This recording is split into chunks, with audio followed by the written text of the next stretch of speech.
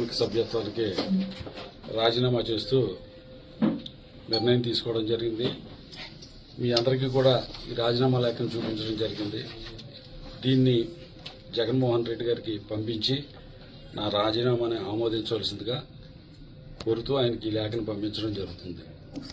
ముఖ్యంగా నా వ్యక్తిగత కారణాలతోటి గతంలో కిందట నెలలో ఆయన కలవడం జరిగింది. కలిసినప్పుడు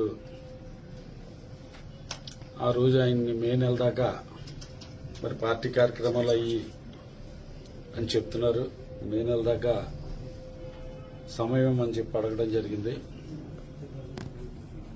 ఆ రోజే మీ అందరికీ తెలిసినదే ఆయన కలుస్తున్న రోజున ఆయన దగ్గర ఉండగానే రైడ్ అనేది ఇన్కమ్ ట్యాక్స్ రైడ్ జరుగుతుంది.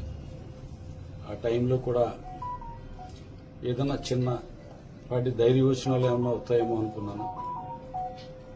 అటువంటిది ఏమి లేకుండా పోరాటం చేయాలి, యుద్ధం చేయాలి,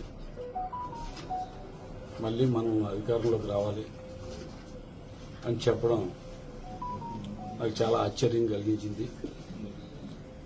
పార్టీ నాయకులు, కార్యకర్తలు ఎటువంటి ఇబ్బందుల్లో ఉన్నారు ఏంటనేది ఆ క్షణంలో ఆయన నాయకులు, కార్యకర్తల పట్ల ఒక సానుకూలమైన దృక్పథంతో ఆలోచిస్తున్నారనేది నాకు అనిపించలా.